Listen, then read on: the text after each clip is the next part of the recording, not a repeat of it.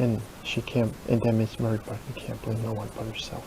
But some people never learn to blame themselves. When you're so used to manipulating stories and people, it's hard to change that. It is so hard. Like I said, don't get in the habit of lying, because it will lead you down a path that you don't want to go. Where does it lead to? It leads you to destruction. When telling lies. Yes. You can be honest and be nice to a person. You know, I don't mean to say this to hurt you, but this is something that I see you doing, and it's hurtful to you.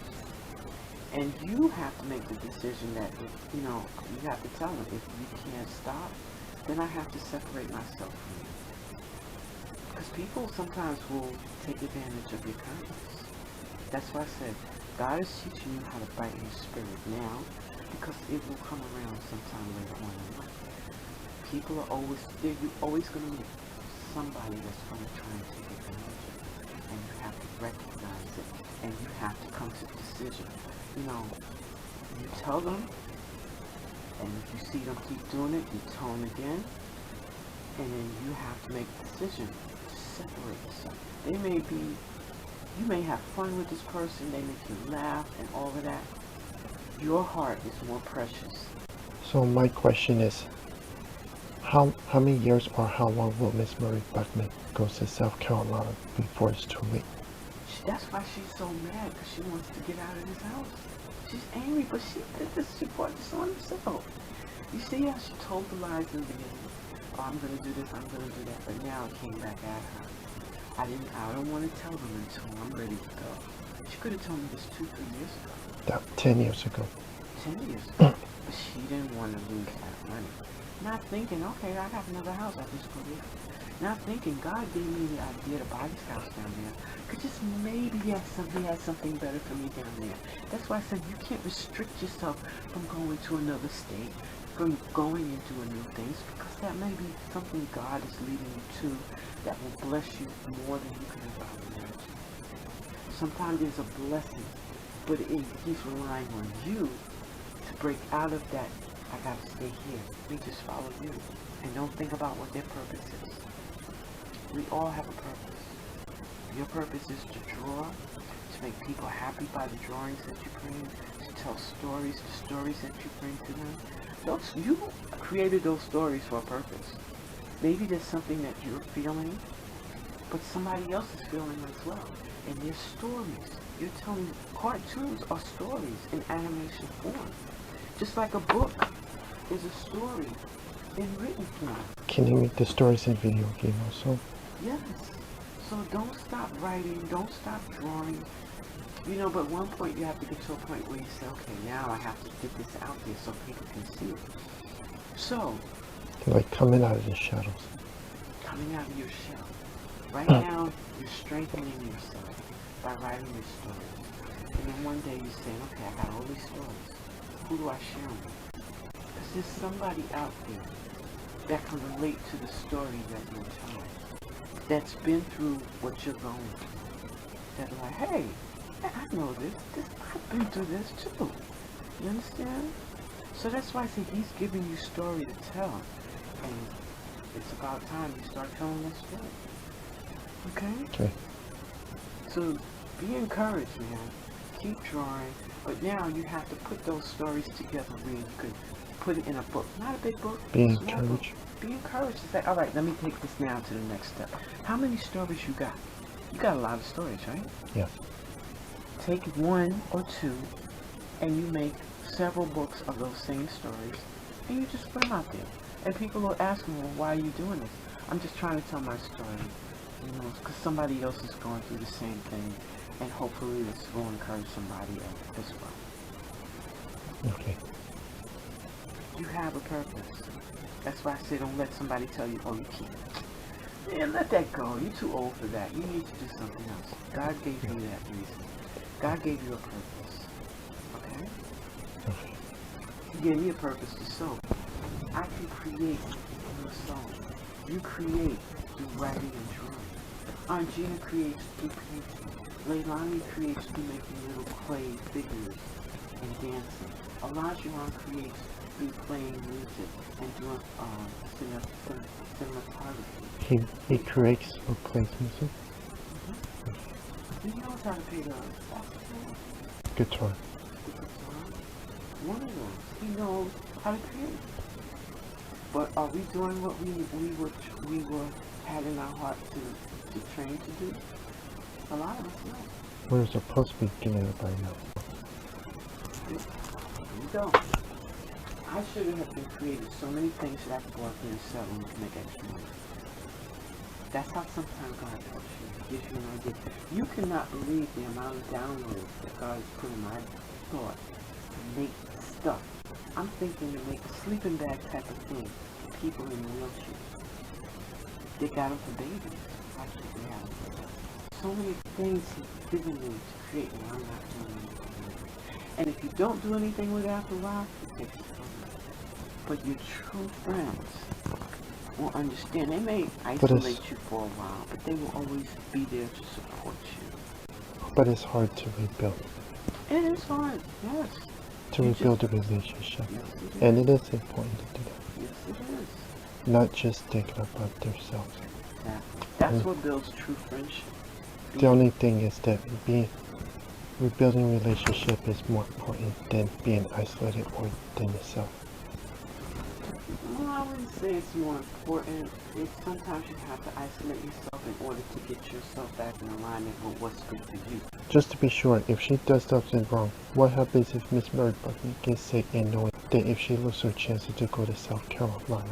It's just like Albert Buckman. She can't blame no one but herself. But she doesn't see it that way. And unfortunately, God is the only one that can help her to see that. She doesn't see it. She's telling stories to make people believe who she is, but it's not really who she is. And realize that she got a bad habit from coming downstairs by the door inside and started telling those lies. Some people like to only, but like I said, something happened in the childhood. Especially in her past. And it's where only starts from. In your childhood, somebody did you wrong, or somebody made you do wrong. So what if they stay quiet and they get themselves sick and they haven't heard from them and then they come to the house? That's the thing. They make themselves sick. That's where things start to get twisted. Twisted. You start thinking, no, they did this to me, making you think that it was your fault that they did it. They'll turn around, see what you made me do to you. Can't nobody make you do anything to anybody but you. Oh, they made me. No, you know right from wrong. We're all taught right from wrong. From the time we're little. No, don't touch that. No, don't do that. You go and do it anyway, and then you get hurt. I told you not to touch it, right? And then you learn. What if someone's saying that if you don't stop threatening anyone else, unforgiveness will lead to destruction if they threaten someone? You have to have that type of person around you that understands that will do it. Because a lot of people are surrounded by people. See, you got people that are live with revenge. That's all they've known in their life is revenge. Now Shaniqua doesn't realize she was doing revenge for Miss Mary. And it's starting to poison her that she don't realize it. And she'll never understand it. God will lead her to understand it if she allows him to help her. Even way back then that they were kids, they don't realize that Miss Mary Buckman lied to Shaniqua, Melvin, and the Diane and Jean from 607 and the neighbors upstairs and downstairs from 603. Well, you don't know if she was lying to them all these years. This might have been something that came out. Like I said, those might have been suppressed things that she suppressed down. Because a lot of time as a child, we suppress these things. And she yelled to the neighbor to the whole block since 2016. What you do makes an impression on someone else. Even though it was a false. Or the kind of falsehood. person that you are. Right. She has a falsehood. We all have a falsehood to a degree. It's a matter of whether we allow that falsehood to take over our thought. There's something about each and every one of us that maybe we know is not true, but we try to make other people think it is. Or we try to cover it with a lie, so they won't see our falsehood. Because they're not perfect. Right. And when we start to keep saying, well, they did this, well, what did you do? I didn't do nothing. You can't. People, like I said, people will listen to you in the beginning, but after a while, you're like, something just is not right. And same goes for others. Miss Mary Buckman also lied to the judge and the lawyers while we were at the court. Yep. It's a bad situation. Yep. Yeah. And then it's at that moment do you say, well, that's when you realize you're wrong. That's when you're ready to change your ways. And just to realize it, I saw the white camera by 607 that it was hanging by the left staircase. She could have looked at it recently, knowing about the recording. True. Because it was facing this side here. True. You're absolutely right. Were you closer to the door, or were you more towards the end of starter with the door? Well, the white camera was hanging by the left staircase. Okay, but I'm saying when she grabbed you, were you close to this door, or were you close to this door? I was close on this door. I was standing right here next to the door, and she was standing right here. Well, that too is a lesson in itself. People don't understand. People just see you doing something that they don't want you to do, and they can't bring themselves to listen. But when you have an agenda, when you already have a plan planned out to do something, it doesn't matter. She planned that. Just like she planned on bringing her family in the north last August. Right. I guarantee you, she was like, where is she? She hadn't seen me. She normally sees me. She may see me come in and out for 2 or 3 days, and then I don't go out. But she hasn't seen me in 2 weeks. She went above and beyond what she's allowed to do. But like I said, she works in the hospital. She knows how she can get people's records and find out where people are. Because why would it? She realized this was her last chance. Because she knows when I'm here, she ain't gonna mess with you. She's not. But on the inside.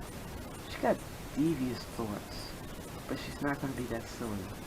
Because she doesn't want to. But then again, maybe so. Because she wants to pick a fight with me. That's what she's been doing, trying to pick a fight with me. I'm not gonna fight with her.